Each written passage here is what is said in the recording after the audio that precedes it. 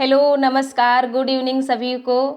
जितने भी हमारे एस्पायरेंट्स पॉलीटेक्निक संयुक्त प्रवेश परीक्षा 2023 बायोलॉजी यानी कि ग्रुप ई, ठीक है, ग्रुप ई से फॉर्म को डाला है। ग्रुप ई से ग्रुप E1 या फिर ग्रुप E2 से जितने भी एस्पायरेंट्स ने फॉर्म डाला है, जो लोग डी फार्मेसी करना चाह रहे हैं, उन सभी के सभी एस्पायरेंट्स के लिए ये वीडियो बहुत ही महत्वपूर्ण रहने वाली है। और जितने भी एस्पायरेंट्स इस चैनल पर नए हैं वो सभी के सभी लोग चैनल को सब्सक्राइब कर लेंगे, क्योंकि यहाँ पर हम लोग पॉलीटेक्निक के previous year paper model papers को सॉल्व करने वाले हैं, जो कि आपको अलग अलग एक सिस्टमेटिक तरीके से आपको सभी प्रीवियस ईयर और सॉल्व्ड क्वेश्चन पेपर को प्रोवाइड किया जाएगा विद पीडीएफ। और आपको पीडीएफ कहाँ से मिलेगी? टेलीग्राम चैनल से, जिसका लिंक आपको वीडियो के डिस्क्रिप्शन बॉक्स में दे दिया जाएगा। ठीक है, तो चलिए सभी के सभी लोग बुक ले लीजिए, अपनी नोटबुक और पेन। ठीक है, जो भी यहाँ पे आपको क्वेश्चन नया मिले या कोई नया कॉन्सेप्ट मिले तो उसे आपको लिख लेना है, अच्छे से याद कर लेना है। ठीक है, तो चलिए, इससे पहले प्रीवियस वीडियो में हमने फिजिक्स के क्वेश्चन सॉल्व कराए थे। ठीक है, फिजिक्स के क्वेश्चन प्रैक्टिस सेट 1 किया था हम लोगों ने। आज हम लोग बायोलॉजी के क्वेश्चन करेंगे और नेक्स्ट वीडियो में हम लोग केमिस्ट्री के क्वेश्चंस को सॉल्व करेंगे। ठीक है, तो ये वीडियो उन सभी एस्पायरेंट्स के लिए बहुत महत्वपूर्ण रहने वाली है जो लोग पॉलीटेक्निक संयुक्त प्रवेश परीक्षा 2023 का एग्ज़ाम देने जा रहे हैं। ठीक है, चलिए क्वेश्चन को सॉल्व करते हैं। आज का हमारा पहला क्वेश्चन है, दैट इज क्वेश्चन नंबर 1। आम के फल में खाने वाला भाग है, यानी कि आपसे पूछा जा रहा है कि जो फ्रूट्स होते हैं, ठीक है, मैंगो फ्रूट्स में, मेनली मैंगो फ्रूट्स की बात हुई है। मैंगो फ्रूट्स में, एक सेकेंड, मैंगो फ्रूट्स में हम मैंगो फ्रूट का कौन सा पार्ट खाते हैं? बाह्य जो फल वित्ती है, ठीक है, एपिडर्मिस, या मध्य फल वित्ती जो मीजोडर्मिस है, या फिर अंताफिल वित्ती जो इंडोडर्मिस है, या फिर इनमें से कोई नहीं। ठीक है, तो आप बताएंगे यहाँ पर आपका करेक्ट आंसर क्या हो जाएगा? That is option number B, है ना, जो आपकी, सॉरी यहाँ पर आप जो epicarp, sorry please, sorry, देखिए अगेन, फल भित्ति, इससे हम क्या कहते हैं? Epicarp. ठीक है, एपी कार्प। मध्य फल भित्ति को हम लोग मीजो कार्प कहते हैं, और हम जो है इंडो, जो हमारी अंताफिल वृत्त है, इसे हम इंडो कार्प कहते हैं। ठीक है, क्योंकि हम फ्रूट के केस में बात कर रहे हैं। तो हम इसमें मैंगो में सपोज करिए ये आपके पास क्या है? दैट इज मैंगो, है ना, ये आपके पास मैंगो है। तो जो आपके पास ये है, ये क्या हो गई? बाह्य फल वित्ती, है ना, इन जो आपकी एपी कार्प है। इसके बाद यहाँ पर जो आपको गूदेदार भाग दिखाई देगा, ठीक है, आपको ये गूदेदार, ये आपका क्या हो गया? मध्य फल वित्ती, यानी कि आपकी मीजो कार्प, है ना, ये आपकी एपी कार्प थी। इसके बाद यहाँ पर क्या होगा? सीड, है ना, यहाँ पर क्या है? सीड है। तो ये जो सीड जिसमें बंद है उसे हम क्या कहते हैं? अंतःफल वित्ती, या फिर उसे हम इंडोकार्प कहेंगे। तो इनमें से हम फ्रूट का कौन सा पार्ट खाते हैं? तो ये जो गूदादार भाग है इसी को तो खाते हैं, है ना, जो हमारा ये गूदेदार भाग है इसी को हम लोग खाते हैं। तो यहाँ पर हमारा करेक्ट आंसर क्या हो गया? मीजोकार्प को खाते हैं, यानी कि मध्य फल वित्ती को खाते हैं। ठीक है, तो यहाँ करेक्ट आंसर क्या हो गया? ऑप्शन नंबर बी, मध्य फल वित्ती। ओके, चलिए अगला प्रश्न, वेरी वेरी इंपॉर्टेंट, बहुत इंपॉर्टेंट क्वेश्चन है। समसूत्री विभाजन, है ना, सेल क्या करती है? ग्रोथ करती है और उसके बाद डिवाइड होती है ना, अपने किसी पर्टिकुलर फंक्शन के लिए, फिक्स होने के लिए, किसी नए ऑर्गन का फॉर्मेशन करने के लिए सेल क्या करती है? डिवाइड होती है, सेल में विभाजन होता है। तो सेल दो तरीके का विभाजन करता है, एक समसूत्री विभाजन जिसे हम माइटोटिक डिवीजन कहते हैं, और एक आपका अर्धसूत्री विभाजन जिसे हम मेयोसिस कहते हैं। ठीक है, बहुत अच्छे से और ध्यान से सुनेंगे आप।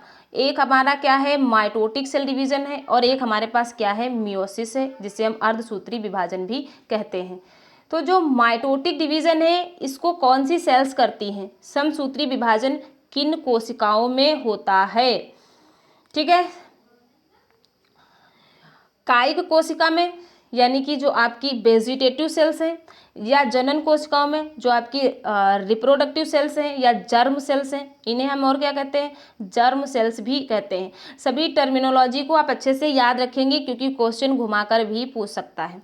फिर आपके पास है ऑप्शन नंबर सी, ए और बी दोनों में इनमें से कोई नहीं। तो आपसे समसूत्री विभाजन पूछा है, ठीक है। एंड मियोसिस, मियोसिस किस में होती है, जब एग सेल का फॉर्मेशन होता है एंड जब स्पर्म सेल का फॉर्मेशन होता है, ठीक है। तो ये हमारे क्या हैं, ये हमारी जर्म सेल्स हैं। जर्म सेल्स डिवाइड करके ये एग और स्पर्म सेल का फॉर्मेशन होता है। तो इस डिवीजन को क्या हम कहते हैं, मियोसिस, ठीक है। इस डिवीजन को हम क्या कहते हैं, मियोसिस कहते हैं। लेकिन जो माइटोटिक है, इसमें जब हमारी किसी भी ऑर्गेनिज्म या हमारी बॉडी में जब ग्रोथ होती है तो सेल डिवाइड कर करके ग्रोथ करवाती हैं, ठीक है। तो वहाँ पर क्या होता है, माइटोटिक डिवीजन, यानी कि जो हमारी सोमैटिक सेल्स होती हैं, जो हमारी सोमैटिक सेल्स होती हैं, सोमैटिक सेल्स में माइटोटिक डिवीजन होता है, ठीक है। सोमैटिक सेल्स में क्या माइटोटिक डिवीजन होता है, लेकिन इसके साथ साथ, ठीक है, सोमैटिक सेल के डिवीजन के साथ साथ ये इनमें जो ग्रोथ फेज होती है, सबसे जो मियोसिस फर्स्ट का डिवीजन होता है एग और स्पर्म सेल का, तो उसमें भी क्या होता है, सबसे पहले माइटोटिक डिवीजन ही होता है, ठीक है, जिसे हम रिडक्शनल डिवीजन कहते हैं, जिसे हम रिडक्शनल डिवीजन कहते हैं, ठीक है। तो यहाँ पर हमारा करेक्ट आंसर क्या हो जाएगा, जो माइटोटिक डिवीजन है, जो समसूत्री विभाजन है, वो सोमैटिक सेल्स के साथ साथ जनन कोशिका में भी, हमारी जर्म सेल्स में भी होता है, ठीक है। लेकिन मियोसिस ओनली और ओनली जनन कोशिका में होता है, ओनली और ओनली जर्म सेल्स में होता है, ठीक है। और ये डिवाइड करके गैमेट्स का फॉर्मेशन करते हैं, जैसे एग सेल और स्पर्म सेल। क्लियर। तो यहाँ पर हमारा करेक्ट आंसर क्या हो गया, ऑप्शन नंबर सी, कायिक कोशिका में भी समसूत्री विभाजन होगा और जनन कोशिका में भी समसूत्री विभाजन होगा। तो यहाँ पर हमारा करेक्ट आंसर हो गया option number C. I hope बहुत अच्छे से आपको ये बात समझ में आ गई होगी, ठीक है। चलिए अगला प्रश्न, ऐसे ही क्वेश्चन आपके पॉलिटेक्निक एग्जाम में पूछे जाएंगे, ठीक है, बहुत इंपॉर्टेंट क्वेश्चन, ये भी आपका बहुत इंपॉर्टेंट क्वेश्चन है। बिना निषेचन के फल बनने की प्रक्रिया को कहते हैं, ठीक है, क्या, फल, फ्रूट का फॉर्मेशन होगा कैसे, विदाउट फर्टिलाइजेशन, विदाउट फर्टिलाइजेशन। तो उस प्रोसेस को क्या कहेंगे, पॉलीकार्पिक, पार्थिनोकार्पिक, पोमोकार्पिक, या फिर इनमें से कोई नहीं। तो यहाँ पर करेक्ट आंसर हमारा क्या होगा, ठीक है, जब भी बिना निषेचन की बात करें, यानी कि विदाउट फर्टिलाइजेशन की बात करें, तो जो भी हमारी एग सेल होगी, प्लांट की जो एग सेल्स होगी, यही डिवीज़न करके क्या बना लेगी, फ्रूट का फॉर्मेशन कर लेगी। बट यहाँ पर जो मेल गैमिट होगा, जो मेल गैमिट होगा, ठीक है, मेल गैमिट, जो हमारा मेल गैमिट होगा, स्पर्म सेल, एक सेकेंड, जो मेल गैमिट होगा, ठीक है, जो मेल गैमिट होगा स्पर्म सेल, ये एग सेल को जाके फर्टिलाइज नहीं करेगा, ठीक है, और ये क्या करेगा, एग सेल में डिवीज़न होगा, ठीक है, एग सेल खुद ही डिवाइड करके क्या कर लेगी, फ्रूट का फॉर्मेशन कर लेगी बिना फर्टिलाइजेशन के। तो इस प्रोसेस को हम पार्थिनोकार्पी कहते हैं, क्या कहते हैं, पार्थिनोकार्पी। तो अगर फ्रूट की बात करें तो हम पार्थिनोकार्पी कहेंगे, एनिमल के केस की अगर बात करते, जीव जंतु के केस में, तब हम इसे क्या कहते हैं, तब हम इसे पार्थिनोजेनेसिस कहते हैं, ठीक है, याद रखना, तब हम इसे क्या कहते हैं, पार्थिनोजेनेसिस, ठीक है, क्लियर। चलिए अगला प्रश्न देखते हैं। अगला प्रश्न हमारे पास है, इनमें से कौन अंडज है, ठीक है, कौन अंडज है, यानी कि ओबीपेरस की बात हुई है, एकेडिना, कंगारू, गाय, या फिर इनमें से कोई नहीं। तो सबसे पहले तो आप एलिमिनेटिंग मेथड को यूज़ करेंगे, है ना। सबसे पहले आप देखेंगे कि यहाँ पर आपका कौन सा आंसर करेक्ट है, ठीक है, कौन सा आंसर करेक्ट है और कौन सा यहाँ पर ऑप्शन इनकरेक्ट हो सकता है। जो हमारी काऊ है, ओबीपेरस का मतलब है, अंडस का मतलब है कि वो क्या करेगी, एग प्रोड्यूस करेगी, है ना। तो क्या गाय एग प्रोड्यूस करती है, कंगारू एग प्रोड्यूस करता है, नहीं ना। तो हमारे पास एक ही ऑप्शन तो बचा, क्या, एकेडिना। जो एकेडिना है, जो हमारा एकेडिना है, ये क्या है, ओबीपेरस होता है। तो यहाँ पर करेक्ट आंसर है ऑप्शन नंबर ए, ठीक है, ऑप्शन नंबर ए। चलिए अगला प्रश्न है हमारे पास, क्वेश्चन नंबर 5, क्वेश्चन नंबर 5, द्विखंडन एक प्रकार का है। क्या? बाइनरी फिशन की बात हो रही है, बाइनरी फिशन की, ठीक है। 1 सेकेंड। बाइनरी फिशन की बात हो रही, तो आपको जो आपने देखा होगा अमीबा में बहुत सारी हमारी जो प्रोकैरियोट सेल्स हैं, अमीबा है, और इसके साथ साथ बैक्टीरियल सेल में मोड ऑफ रिप्रोडक्शन क्या होता है? बाइनरी फिशन, है ना। आसेक्सुअल सेक्सुअल रिप्रोडक्शन, तो आसेक्सुअल रिप्रोडक्शन में हम लोग देखते हैं बाइनरी फिशन, है ना। और बडिंग, ये सारे क्या है? Mode of reproduction of asexual reproduction, यानी कि अलैंगिक जनन के। तो बाइनरी फिशन क्या है? एक प्रकार का द्विखंडन, एक प्रकार का अलैंगिक जनन है, यानी कि आसेक्सुअल रिप्रोडक्शन है, ठीक है, आसेक्सुअल रिप्रोडक्शन है। चलिए नेक्स्ट प्रश्न, अगला क्वेश्चन हमारे पास है, इनमें से किसमें आंतरिक निषेचन नहीं होता है? किसकी बात हो रही? इंटरनल फर्टिलाइजेशन की, ठीक है। इंटरनल फर्टिलाइजेशन की बात हो रही है, ठीक है। इंटरनल फर्टिलाइजेशन में क्या होता है? जो एग्स है, ठीक है, एग सेल को स्पर्म सेल आकर फीमेल की बॉडी के अंदर ही एग सेल को फर्टिलाइज करेगा, और एग सेल क्या करेगी? इम्ब्रियो में चेंज होगी, जायगोट बनाएगी डेवलप होकर, ठीक है। लेकिन अगर एक्सटर्नल फर्टिलाइजेशन की बात करें तो एक्सटर्नल फर्टिलाइजेशन में मेल, ठीक है, जो भी मेल होगा वो अपने स्पर्म सेल को अपनी बॉडी के बाहर रिलीज कर देगा, ठीक है। और जो हमारे पास फीमेल होगी वो भी क्या करेगी? एग सेल को अपनी बॉडी से बाहर रिलीज कर देगी। यानी कि यहाँ पर एग और स्पर्म सेल का फर्टिलाइजेशन कहाँ होगा? ऑर्गेनिज्म की बॉडी के बाहर होगा, ठीक है। तो उसे हम बाह्य निषेचन कहते हैं। कहाँ? जो बॉडी के बाहर होगा उसे हम बाह्य निषेचन कहते हैं, ठीक है। तो यहाँ पर आपको क्या बताना है कि आंतरिक निषेचन किसमें नहीं होता है, यानी कि उसमें क्या हो रहा होगा? बाह्य निषेचन हो रहा होगा, एक्सटर्नल फर्टिलाइजेशन हो रहा होगा, है ना। तो आपके पास ऑप्शन है बर्ड्स में, मेढक में, स्तनपाई में। स्तनपाई यानी कि मैमल्स हम लोग, तो हम लोगों में तो फर्टिलाइजेशन इंटरनल होता है ना। एग जो है, जो एग सेल है उसको स्पर्म बॉडी के अंदर फैलोपियन ट्यूब में आकर फर्टिलाइज करता है ना। तो ये तो ऑप्शन नहीं हमारा होगा। और अगर बर्ड्स की बात करें तो ये भी फर्टिलाइज्ड एग को प्रोड्यूस करती है, तो ये भी नहीं होगा। तो हमारे पास ऑप्शन क्या बच्चा? ऑप्शन नंबर बी, यही आपका करेक्ट आंसर है, ऑप्शन नंबर बी, ठीक है। I hope you are understand very well, है ना। बहुत अच्छे से आप समझ पाए होंगे बाह्य निषेचन क्या होता है और आंतरिक निषेचन क्या होता है, ठीक है। चलिए अगला प्रश्न हमारे पास है, इनमें से पूरे जीवन में एक ही बार पुष्पित होते हैं। अच्छा, यहाँ पर कुछ प्लांट के नेम हैं, जैसे कि बांस, आम, ताड़, या फिर इनमें से कोई नहीं। तो इनमें बताना है ऐसा कौन सा पेड़ है, कौन सा प्लांट है जिसमें उसकी पूरी होल लाइफ में एक ही बार फ्लावर आता है। अब एक ही बार फ्लावर आता है तो फ्रूट भी एक ही बार आएगा, है ना। तो यहाँ पर आपका करेक्ट आंसर क्या हो जाएगा? That is option number A, बांस, है ना। जो आपका बैम्बू है, बैम्बू में केवल एक ही बार फ्लावर आते हैं उसकी पूरे जीवन काल में, होल लाइफ स्पॉन में, ठीक है। तो यहाँ पर आपका करेक्ट आंसर हो गया ऑप्शन नंबर ए। चलिए अगला प्रश्न,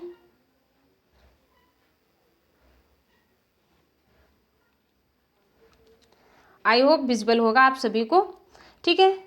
और अगर थोड़ा विजिबिलिटी कम लगे तो आप जो है ना 320 वेस्पेयर पर देखेंगे आप वीडियो की क्वालिटी को, तो बहुत अच्छा आपको दिखाई देगा, ठीक है।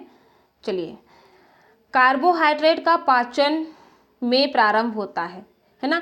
कार्बोहाइड्रेट का डाइजेशन कहाँ पर स्टार्ट हो जाता है? बड़ी आंत में, छोटी आंत में, मुख गुहा में, आमाशय में, कहाँ पर स्टार्ट हो जाता है? तो बताएंगे। जो मुख गुहा इसे हम बक्कल कैविटी भी कहते हैं, आमाशय को स्टमक कहते हैं, है ना। छोटी आंत यानी कि आपकी स्मॉल इंटेस्टाइन, और बड़ी आंत यानी कि लार्ज इंटेस्टाइन, चलिए आंसर करिए, सभी के सभी लोग आंसर करिए। यहाँ पर क्या करेक्ट होगा, बहुत ही आसान क्वेश्चन। कार्बोहाइड्रेट का जो डाइजेशन है, कार्बोहाइड्रेट का जो पाचन है वो आपकी मुख गुहा यानी कि बक्कल कैविटी से शुरू हो जाता है। तो यहाँ आपका करेक्ट आंसर क्या हो गया, ऑप्शन नंबर सी। चलिए next, very very important question है ना, बहुत इंपॉर्टेंट, यहाँ से तो क्वेश्चन जरूर पूछा जाता है। चलिए बताइए क्या होगा आंसर। निम्नलिखित में से कौन सा घटक पारिस्थितिकी तंत्र का हिस्सा नहीं है ना, यानी कि कौन सा आपका इकोसिस्टम का पार्ट नहीं है, इनमें से वो कौन सा है जो मिलकर इकोसिस्टम का फॉर्मेशन नहीं करेगा। ठीक है, प्रश्न को बहुत अच्छे से पढ़ना है, नहीं पूछ रहा है। ठीक है, मिट्टी, शैवाल जो फंजाई हैं, प्लास्टिक या फिर वर्षा, कौन सा इकोसिस्टम नहीं बनाएगा। तो यहाँ पर सभी के सभी अगर देखा जाए तो क्या है, आपके बायोटिक और अबायोटिक फैक्टर हैं, एक्सेप्ट प्लास्टिक, है ना। प्लास्टिक का तो कोई रोल नहीं ना पारिस्थितिकी तंत्र बनाने में। तो यहाँ पर आपका करेक्ट आंसर क्या हो जाएगा, that is option number 3 plastic. Soil होगी तो वहाँ पर क्या होगा, वर्षा होगी सॉइल में वर्षा होगी तो मॉसेस, फंजाई और जो आपका एल्गी है ये ग्रो करेंगे, इससे फॉरेस्ट का फॉर्मेशन होगा। जब फॉरेस्ट होगा तो डिफरेंट डिफरेंट तरीके के ऑर्गेनिज्म का एवोल्यूशन होगा, है ना, ऑर्गेनिज्म वहाँ पर आएंगे। इससे क्या होगा, एक जो है यू कैन से एक पारिस्थितिकी तंत्र का फॉर्मेशन होगा, एक इकोसिस्टम बनेगा। लेकिन वहाँ पर प्लास्टिक का क्या काम है ना, तो ये प्लास्टिक इसका पार्ट नहीं होता है। ठीक है, चलिए अगला प्रश्न, गर्भावस्था के अंत में बच्चे की डिलीवरी के दौरान, ठीक है, बच्चे की डिलीवरी के दौरान, चलिए अब आपको अच्छे से विजिबल होगा आई होप। ठीक है, गर्भावस्था के अंत में बच्चे की डिलीवरी के दौरान निम्नलिखित में से कौन सा हार्मोन जारी किया जाता है, यानी कि ऐसा हार्मोन जो मतलब आपको इंजेक्ट किया जाता है, से बच्चे की डिलीवरी होने वाली है तो उस टाइम इंजेक्शन दिया जाता है। इनमें से किस हार्मोन का, प्रोलैक्टिन का, ऑक्सीटोसिन का, ग्लूकोजन का या फिर एस्ट्रोजन का। ठीक है, ग्लूकाजिन का, ठीक है, ग्लूकाजिन का या फिर एस्ट्रोजन का। तो यहाँ पर आपका करेक्ट आंसर क्या हो जाएगा, ऑक्सीटोसिन का दिया जाता है। ठीक है, और ऑक्सीटोसिन नॉर्मली डिलीवरी के टाइम रिलीज भी होती है हमारे यू कैन से यूट्रस से। ठीक है, चलिए अगला प्रश्न, वेरी वेरी इंपॉर्टेंट है ना, बहुत ही इंपॉर्टेंट प्रश्न, बहुत ही इंपॉर्टेंट प्रश्न। क्या राइबोसोम निम्नलिखित में से किसके लिए कार्यस्थल है, यानी कि राइबोसोम जो है, ठीक है, राइबोसोम कितने टाइप्स के होते हैं, 70S टाइप के एंड 80S टाइप के, है ना, 70S टाइप के और 80S टाइप के। 70S टाइप के मोस्टली आपको प्रोकैरियोटिक सेल में देखने को मिलते हैं, जैसे कि बैक्टीरियल सेल में, और 80S as well as 70S type का आपको यूकैरियोटिक सेल में देखने को मिलते हैं। ठीक है, तो आपके पास राइबोसोम 2 टाइप्स के। अब इन राइबोसोम का फंक्शन क्या है, यानी कि राइबोसोम क्या करते हैं, तो राइबोसोम प्रोटीन का फॉर्मेशन करवाते हैं, है ना। तो पूछा है कि जो राइबोसोम है वो किसके लिए साइट प्रोवाइड करते हैं, प्रोटीन संश्लेषण के लिए, प्रकाश संश्लेषण के लिए या फिर वसा संश्लेषण के लिए, और आपका नेक्स्ट है ऑप्शन दैट इज श्वसन के लिए। ठीक है, रिस्पायरेशन में। तो यहाँ पर करेक्ट आंसर क्या हो जाएगा आपका, ऑप्शन नंबर ए, प्रोटीन संश्लेषण के लिए। प्रोटीन संश्लेषण के लिए राइबोसोम साइट प्रोवाइड करते हैं। राइबोसोम की हेल्प से प्रोटीन का निर्माण होता है हमारी बॉडी में, और प्रोटीन से क्या है, हमारी बॉडी के टिश्यू का फॉर्मेशन होता है ना, जिससे हमारी बॉडी बनती है। क्लियर, चलिए अगला प्रश्न, रक्त में कैल्शियम के स्तर को नियंत्रित करने वाला हार्मोन है ना, रक्त में कैल्शियम को नियंत्रित करने वाला हार्मोन है थायरॉक्सिन, कॉर्टिकोस्टेरॉइड, पैराथ्रोमोन, ये आपका पैरा हार्मोन है, पैराथायराइड हार्मोन। ठीक है, please correct this, parathyroid hormone या फिर ऑक्सीटोसिन। चलिए सभी लोग आंसर करने की कोशिश करें। यहाँ पर आपका करेक्ट आंसर क्या हो जाएगा, तो यहाँ पर आपका करेक्ट आंसर हो जाएगा that is option number C, है ना, पैराथायराइड हार्मोन, क्या, पैराथायराइड हार्मोन। ठीक है, चलिए नेक्स्ट प्रश्न, अगला क्वेश्चन देखते हैं।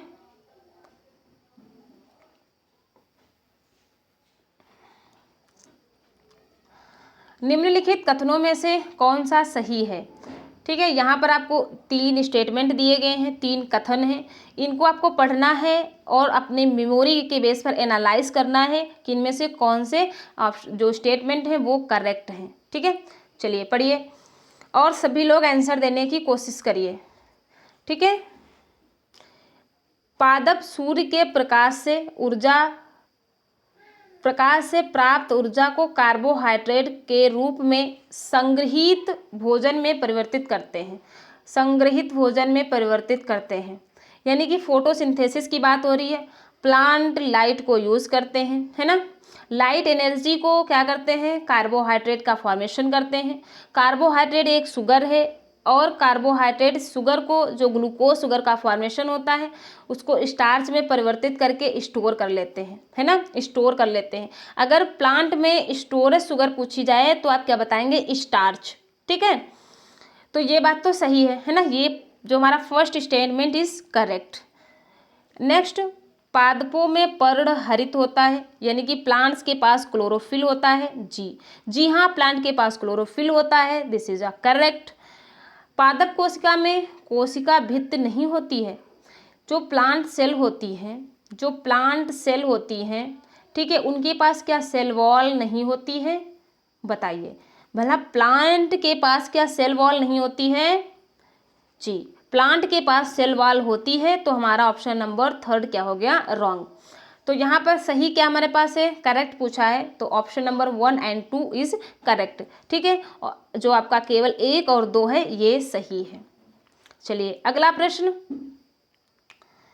नेक्स्ट क्वेश्चन, कौन सा जीव त्वचा से सांस लेता है ना, यानी कि क्यूटेनियस रिस्पायरेशन करता है। कैसा, क्यूटेनियस, आपको हिंदी में देकर पूछ लेगा, क्यूटेनियस रिस्पायरेशन किस एनिमल्स में होता है या किस जीव में होता है। ठीक है, तो इस बात को भी याद रखेंगे, त्वचा से सांस लेने की प्रोसेस जो होती है वो क्या होती है, क्यूटेनियस रिस्पायरेशन होता है। ठीक है, क्यूटेनियस रिस्पायरेशन होता है। तो आपको बताना है इनमें से किस जीव में क्यूटेनियस रिस्पायरेशन होता है, यानी कि अपनी स्किन से, अपनी त्वचा से सांस लेता है। सांप में, केचुए में, बंदर में या फिर मनुष्य में। ठीक है, तो यहाँ पर आपका करेक्ट आंसर क्या हो जाएगा, दैट इज ऑप्शन नंबर 2, केचुए में, जिसे हम एर्थ वॉर्म भी कहते हैं। ठीक है, जिसे हम क्या कहते हैं, एर्थ वॉर्म कहते हैं। और मोस्ट इंपॉर्टेंट क्वेश्चन, केचुए को कल्चर किया जाता है, पता है सभी को, केचुए को लैब में कल्चर किया जाता है। ठीक है, केचुए को लैब में कल्चर किया जाता है, तो इसको हम क्या कहते हैं, इसके कल्चर को क्या कहते हैं, इसके कल्चर को हम वर्मी कल्चर कहते हैं। ठीक है, क्या कहते हैं, वर्मी कल्चर, वर्मी कल्चर। जो लोग हिंदी वाले हैं स्टूडेंट, सभी लोग अपना हिंदी में लिख लेंगे वर्मी कल्चर। ठीक है, और अगर हनी बी की कल्चर की बात करें तो उसे हम एपी कल्चर कहते हैं। ठीक है, एपी कल्चर याद रखना, यहाँ से क्वेश्चन पूछे जाते हैं। तो यहाँ पर आपका करेक्ट आंसर क्या हो गया, ऑप्शन नंबर 2 केचवा, जो कि हमारा एर्थवॉर्म है, इसे हम किसान का मित्र भी कहते हैं। ठीक है, ये सॉइल को क्या करता है, फर्टिलाइज करता है, सॉइल की फर्टिलिटी को इंक्रीज करता है। चलिए अगला प्रश्न हमारे पास है, निम्नलिखित में से कौन सा अंग एक प्रोकैरियोटिक कोशिका में समानता दिखाता है। ठीक है, केवल माइटोकॉन्ड्रिया, केवल chloroplast as well as mitochondria, या फिर इनमें से कोई नहीं, नन ऑफ दिस। चलिए बताइए यहाँ पर आपका करेक्ट आंसर क्या होगा। से पूछा है कि प्रोकैरियोटिक कोशिका में समानता दिखाता है, यानी कि प्रोकैरियोटिक सेल के पास भी होगा इनमें से कुछ, है ना। तो माइटोकॉन्ड्रिया तो होता नहीं, क्योंकि जो प्रोकैरियोटिक सेल हैं इनके पास मेम्ब्रेन बाउंड ऑर्गेनली एब्सेंट होती है ना। और अगर बात करें माइटोकॉन्ड्रिया, तो ये दोनों तो हमारे इनकरेक्ट हुए। तो इस तरीके से हमारा कौन सा ऑप्शन करेक्ट हो गया, दैट इज क्लोरोप्लास्ट, है ना। कुछ जो बैक्टीरिया हैं, जो प्रोकैरियोटिक सेल हैं, उनके पास क्या होता है, क्लोरोप्लास्ट होता है, और वो फोटोसिंथेसिस की प्रोसेस को परफॉर्म करती हैं। उन्हें हम ऑटो फोटोसिंथेटिक बैक्टीरिया कहते हैं। ठीक है, क्लियर। और जो हमारे साइनोबैक्टीरिया हैं इनमें भी क्लोरोफिल प्रेजेंट होता है। चलिए क्वेश्चन नंबर 16, निम्नलिखित में से किस जलीय जंतु में गलफड़े नहीं होते हैं? ठीक है, ऑक्टोपस के पास, स्क्विड, क्लाउन फिश या फिर व्हेल के पास क्या पूछा है? गलफड़े नहीं होते हैं। ठीक है, तो बताइए यहाँ पर आपका करेक्ट आंसर क्या हो जाएगा? चलिए, तो यहाँ पर हमारा करेक्ट आंसर हो जाएगा that is option number 1 octopus. ठीक है, अच्छा ऑक्टोपस से एक बहुत इंपॉर्टेंट क्वेश्चन आपसे पूछा जाता है, किस एनिमल्स में इंक ग्लैंड, ठीक है, इंक ग्लैंड पाई जाती है? ये सभी के सभी क्या हैं? व्हेल को छोड़कर ये सभी के सभी क्या हैं? आपके इनवर्टिब्रेट्स हैं, है ना? क्या है? इनवर्टिब्रेट्स हैं, इनवर्टिब्रेट्स हैं। तो इनमें से कौन से इनवर्टिब्रेट्स के पास इंक ग्लैंड प्रेजेंट होती है? ठीक है, इंक ग्लैंड प्रेजेंट होती है, तो वो है ऑक्टोपस। ऑक्टोपस के पास इंक ग्लैंड प्रेजेंट होती है। चलिए नेक्स्ट क्वेश्चन, सबसे बाह्य चक्र को, ठीक है, सबसे बाह्य चक्र को, अच्छा आपके फ्लावर से क्वेश्चन पूछा गया है, सबसे बाह्य चक्र को कहा जाता है और इसमें बाह्य दल होते हैं। ठीक है, और इसमें क्या होते हैं? बाह्य दल होते हैं। तो आप क्या कहेंगे इसे? कैलिक्स बाह्य दलपुंज कहेंगे, करोला दलपुंज, पुमंग या फिर जाइंग। पुमंग को हम एंड्रोसियम कहते हैं, ठीक है, एंड्रोसियम कहते हैं, और जायंग को हम लोग गाइनोसियम कहते हैं। ठीक है, जो कि male and female reproductive sex organ है। और कैलिक्स एंड क्रोला क्या है? एक्सेसरी रिप्रोडक्टिव ऑर्गन्स हैं फ्लावर के। ठीक है, तो यहाँ पर हमारा करेक्ट आंसर क्या हो जाएगा? ऑप्शन नंबर 1, है ना? जो फ्लावर में जो बाह्य चक्र होता है इस तरीके से, ये फ्लावर, इन्हें ही हम क्या कहते हैं? कैलिक्स कहते हैं। ठीक है, ये जो सबसे आपका बाह्य चक्र होता है उसे हम लोग कैलिक्स कहते हैं। उसके बाद हमारा क्रोला होता है, फिर हमारा जो है एंड्रोसियम, और एंड्रोसियम से जो है हमारा फिर गाइनोसियम होता है, और गाइनोसियम से एंड्रोसियम अटैच रहता है। ठीक है, चलिए नेक्स्ट प्रश्न, प्रश्न नंबर 18, इनमें से क्या रक्त स्कंदन में सहायक है? ठीक है, रक्त स्कंदन की बात हो रही है, इसमें से रक्त स्कंदन यानी कि ब्लड क्लॉटिंग की बात हो रही है। ठीक है, ब्लड क्लॉटिंग इनमें से कौन सा एलिमेंट्स करवाता है? Blood clotting. ठीक है, तो आपके पास ऑप्शंस हैं vitamin A, vitamin D, vitamin के या फिर फोलिक एसिड। ठीक है, तो ब्लड क्लॉटिंग में इंपॉर्टेंट रोल प्ले करता है दैट इज विटामिन के। ठीक है, ये ब्लड क्लॉटिंग फैक्टर का हिस्सा है, ये ब्लड क्लॉटिंग करवाता है। चलिए नेक्स्ट क्वेश्चन, एक पौधे की कोशिका भित्ति निर्मित होती है। ठीक है, कोशिका भित्ति, ठीक है, किसकी बात हो रही है? सेल वॉल की, सेल वॉल की बात हो रही है। प्लांट सेल में सेल वॉल का फॉर्मेशन कैसे होता है? सेलुलोज से, कार्बोहाइड्रेट से, लिपिड से या फिर लाइपोप्रोटीन से। ठीक है, तो यहाँ पर आपका करेक्ट आंसर क्या हो जाएगा? दैट इज ऑप्शन नंबर आपका 1, है ना, सेलुलोज से। ठीक है, सेलुलोज से, इसके साथ साथ सम अमाउंट ऑफ लिपिड का भी होता है। चलिए नेक्स्ट क्वेश्चन, हमारे पास नेक्स्ट क्वेश्चन है दैट इज क्वेश्चन नंबर 20, और आज की इस क्लास का ये लास्ट क्वेश्चन है। ठीक है, क्वेश्चन नंबर 20 क्या पूछ रहा है? सिनैप्सिस, ठीक है, सिनैप्सिस अर्धसूत्री विभाजन के किस चरण में होता है? वेरी इंपॉर्टेंट क्वेश्चन, बहुत इंपॉर्टेंट क्वेश्चन है, आप इसे याद रखेंगे। ठीक है, और इसमें से जितनी बातें बताएंगे सारी बातें आप याद रखेंगे। चलिए देखिए, अर्धसूत्री विभाजन को क्या हम कहते हैं? मियोसिस कहते हैं। ठीक है, अभी हमने आपको बताया था मियोसिस कहाँ होता है? जर्म सेल्स में होता है। जर्म सेल्स डिवाइड करके क्या बनाती हैं? गैमेट्स। ठीक है, जर्म सेल्स डिवाइड करके गैमेट्स का फॉर्मेशन करती हैं। गैमेट्स का क्या हो सकते हैं? या तो ओवम होगा, ठीक है, जिसे हम सेकेंडरी oocyte भी कहते हैं, या फिर क्या होगा? स्पर्म। ठीक है, या फिर क्या होगा? स्पर्म।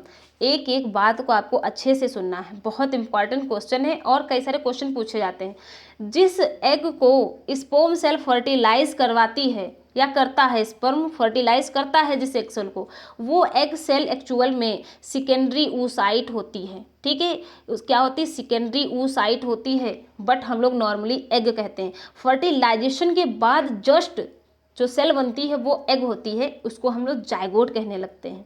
ठीक है, क्लियर इतनी बात? तो अब क्या पूछ रहा है, जर्म सेल्स में मियोसिस होता है और गैमिट का फॉर्मेशन होता है। मेल गैमिट क्या है, स्पर्म सेल, और फीमेल गैमिट क्या है, हमारे पास एग सेल। पहले होता है मियोसिस फर्स्ट, ठीक है। जो हमारे पास जर्म सेल्स है ये होती है 2n, और इसमें क्या होता है, इसमें होता है माइटोटिक डिवीजन, ठीक है। यानी कि यहाँ पर होता है मियोसिस फर्स्ट। मियोसिस फर्स्ट में सेल क्या करती है, दो सेल्स में डिवाइड हो जाती है, और इन्हें हम प्राइमरी oocyte कहते हैं, और यह भी क्या होती हैं, ये 2n ही होती हैं, ठीक है। एक बार फिर से अच्छे से समझेंगे इस बात को। जो हमारे पास ये 2n है, क्या है, ये हमारे पास जर्म सेल है, ठीक है। जर्म सेल्स क्या करती है, मियोसिस फर्स्ट करेगी और दो सेल बनाएगी, है ना, दो सेल बनाएगी। इसी को हम रिडक्शनल डिवीजन भी करते हैं। और इसमें क्या होता है, सेल डिवाइड करती है। अब इन्हें हम प्राइमरी oocyte कहते हैं। क्या कहते हैं, इन्हें हम प्राइमरी oocyte कहते हैं, प्राइमरी oocyte कहते हैं। और ये प्राइमरी oocyte कैसी होती है, 2n, यानी कि अभी भी इनमें जो डीएनए का अमाउंट है ये कैसा है, डिप्लॉयड है, क्रोमोसोम का नंबर कैसा है, डिप्लॉयड है, ठीक। उसके बाद ये सेल फिर से डिवाइड करती हैं और 2 सेल्स का फॉर्मेशन करती हैं, ठीक। एक तो आपकी ये पोलर बॉडी का फॉर्मेशन कर लेती है, ये आपकी पोलर बॉडी बन जाती है, ठीक है। ये सेल्स फर्दर डिवाइड करती है और क्या करती है, एग सेल का फॉर्मेशन करती है, जिसे हम सेकेंडरी oocyte कहते हैं। अब मियोसिस सेकेंड जब होता है आपका, मियोसिस सेकेंड, ठीक है, मियोसिस सेकेंड जब होता है तो यहाँ पर डीएनए का जो हमारे पास डीएनए अमाउंट है, क्रोमोसोम के नंबर, वो हाफ हो जाते हैं। अब सेकेंडरी oocyte में जो है हमें जो क्रोमोसोम का नंबर है वो n हो जाता है, हेप्लॉइड सेल होती है, ठीक है। अच्छा, तो पूछा है कि आपसे जो सिनेप्सिस की प्रोसेस अब कहाँ होती है, मियोसिस फर्स्ट में या मियोसिस सेकेंड में, ठीक है। उसमें भी आपको किस फेज में देखने को मिलता है। तो जो मियोसिस फर्स्ट है इसमें आपको जो है 4 स्टेजेस देखने को मिलती हैं, ठीक है। 4 स्टेजेस देखने को मिलती हैं मियोसिस फर्स्ट में, और मियोसिस सेकेंड में भी 4 फेजेस होती हैं। तो मियोसिस फर्स्ट में क्या कहता है आपका, प्रोफेज, मेटाफेज, ठीक है। इसके बाद आपका प्रोफेज, मेटाफेज, एनाफेज, फिर आपका टीलोफेज, ठीक है। जो प्रोफेज होती है ये लार्ज फेज होती है, ठीक है। जो आपकी प्रोफेज है ये लार्ज फेज होती है। यहाँ पर आपको फर्दर 5 सब फेजेस देखने को मिलती हैं, ठीक है। 5 सब फेजेस देखने को मिलती हैं। एक तो लिप्टोटीन, फिर जाइगोटीन, फिर आपकी पैकेटीन, ठीक है, फिर आपकी डिप्लोटीन, और उसके बाद क्या होता है, डाइकाइनेसिस। इसे आप अच्छे से राइट डाउन कर लेंगे सीक्वेंस में। क्या होता है, सबसे पहले होती है आपकी लिप्टोटीन, ठीक है,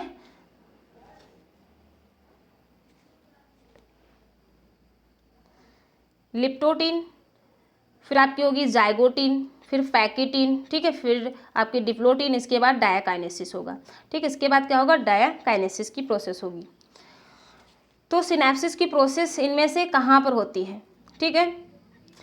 तो जो आपकी सिनेप्सिस की प्रोसेस है वो आपकी होती है जाइगोटीन स्टेज में, ठीक है। कहाँ होती है, जाइगोटीन स्टेज में। तो आप ऐसे इसको याद रखेंगे लजफ डीडी से, ठीक है। कैसे याद रखेंगे, लेप्टोटीन, जाइगोटीन, पैकेटीन और डिप्लोटीन और डायाकाइनेसिस, लजफ डीडी करके आप इसके सीक्वेंस को याद रखेंगे। और सिनेप्सिस की प्रोसेस आपकी जाइगोटीन में होती है। ये जो आपकी 5 प्रोफेज, जो आपकी ये 5 सब फेज हैं, ये आपको प्रोफेज में देखने को मिलेंगी, ठीक है, प्रोफेज फर्स्ट में, ओके, क्योंकि मियोसिस फर्स्ट में देखने को मिलेंगी। यहीं आपका क्या होता है, सिनेप्सिस होता है। यहीं पर सिनेप्टोमियल जो कॉम्प्लेक्स का फॉर्मेशन होता है। यहीं पर आपको टेट्राबाइवेलेंट देखने को मिलेगा। तो लॉट्स ऑफ क्वेश्चन जाइगोटीन से बनते हैं, ठीक है। तो चलिए, आपको आई होप यहाँ तक अच्छे से समझ में आया होगा, है ना। बहुत इजी क्वेश्चन थे, और अगर कोई क्वेश्चन टफ भी था तो आप उसको अच्छे से समझ गए होंगे, है ना। पूरी कोशिश की है आपको एक डिटेल तरीके से समझाने की, ताकि जो भी छूटा हुआ हो आपका साथ साथ रिवीजन हो जाए।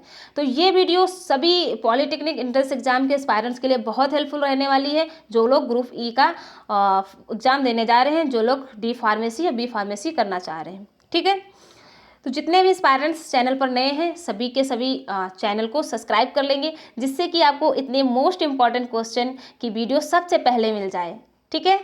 चलिए, और अगर आप पीडीएफ गेन करना चाहते हैं तो आप टेलीग्राम चैनल से जुड़ जाएंगे, जिसकी लिंक आपको डिस्क्रिप्शन बॉक्स में दे दी जाएगी।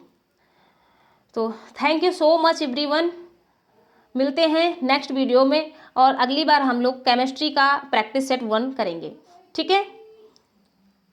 चलिए, थैंक्स फॉर वॉचिंग।